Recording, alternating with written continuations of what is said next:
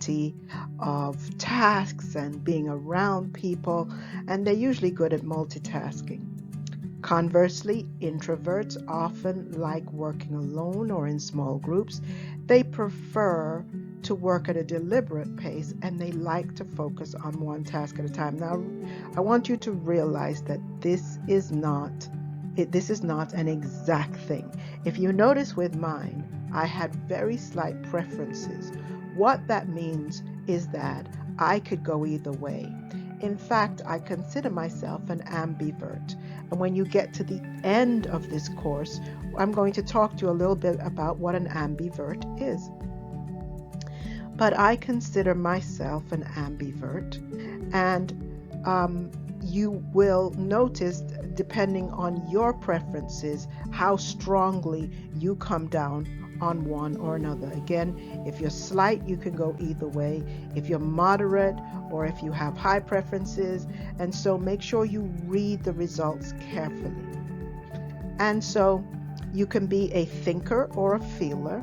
And all this means, if you're a thinker, is that you use more logic and analysis and objective. You kind of weigh the pros and cons objectively. Feelers tend to be a little bit more sensitive, and they kind of value feelings, and sometimes these feelings can affect their actions. Again, this depends on your preferences. The sensors versus the intuitive types. The sensors are realistic people who like to focus on facts and details. These are the who, what, where, when, why, explain it to me types, as opposed to the intuitive types. And they kind of look a little bit more at the big picture. They're a little easier to see patterns, or to value innovation, or to seek creative solutions. Now, the judges, and please don't take the word judger as meaning judgmental. In this, and this is, I think this is I think when they thought about judges, it would kind of, because it throws my students off a lot. But judges mean that you're more organized, that you're more structured, that you stick to your plans, that you are comfortable following rules. The perceivers, conversely, they prefer to keep things open, to keep things, a little bit flowing.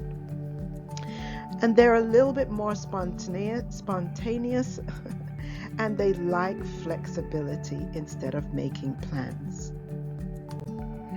So I'd like to explain again why I've decided to use the Myers-Briggs type inventory to talk about fear of public speaking. I mean, we could go many different ways with it.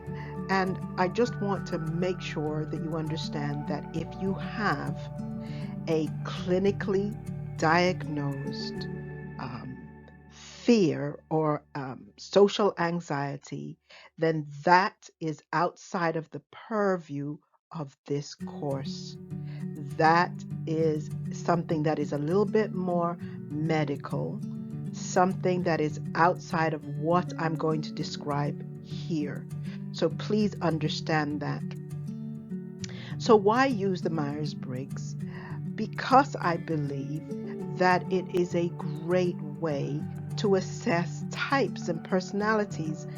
And although, many question this, through the years of teaching, I found this to be one of the tools that has a level of accuracy that the majority of my students will agree that there is some level of a pattern to the personality.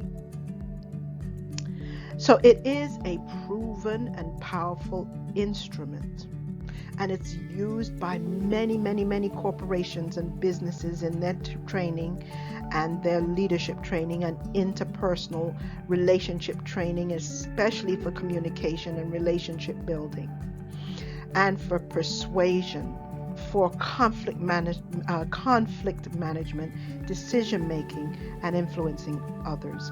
It is a very, very powerful tool.